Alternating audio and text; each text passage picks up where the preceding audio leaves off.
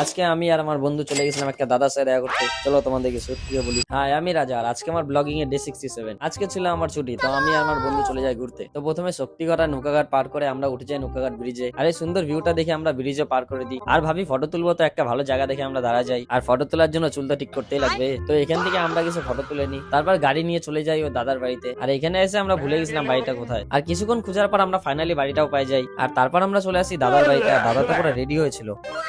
আর ঘরে ঢুকেই আগে দেখি R15 দাঁড়ায় আছে, যেটা খালি শো দেখানোর জন্য রাখছে। তারপরে আমরা চলে যাই ছাদের উপরে ভিউ দেখার জন্য, কিন্তু ছাদে এসে দেখি তো কালি বিল্লি শুয়ে আছে, যে কে ভাগায় দেয়। আর ছাদের থেকে ভিউ ভালোই আসতেছিল। তারপর দাদার R15 বের করে আমরা তিনজন বেড়ে যাই ঘুরতে। আর আমরা জানতাম না কোথায় যাব, তাই আমরা কাওয়াখালী বাজার হয়ে কলমজুট মাঠটাকে পার করে চলে আসি হাইওয়েতে। কেন কি আমার বন্ধু বলছিল এখন ও R15টা চালাবে, তাই আমরা দুজন এখন স্কুটি নিয়ে একে ফলো করতে থাকি। কিন্তু কিছু দূর যাওয়ার পর আবার এর থেকে বাইক নিয়ে নেয়। আর এতক্ষণ ঘোরার পর আমাদের খিদা পেয়ে গেছিল, তাই আমরা চলে আসি এই দোকানে কিছু খাইতে। আর এতক্ষণ দেখার পরে আমি এই কর্নারটা চয়েস করি, আর আমার দেখা দেখি এরাও এটাই নিয়ে নেয়। আর এই কর্নাটক গুলো নিয়ে আমরা চলে আসি একটা ভালো জায়গায়। তারপর এদেরকে একটা করে কর্নাটক দিয়ে দিই। আর এই দেখো আদাত সে মজবুর। আর এই বেচারা তো ক্যামেরা দেখে নিজের খাওয়ার স্টাইলই চেঞ্জ করে দিছে। আর এখানে কিছুক্ষণ টাইম স্পেন্ড করার পর আমরা বেড়ে যাই গাড়ি নিয়ে আবার বাড়ির দিকে। আর এই ব্লগটা মনে হয় বেশি বড় হয়ে গেল, কোনো ব্যাপার না, তোমাদের সাথে দেখা হবে নেক্সট ব্লগে। বাই।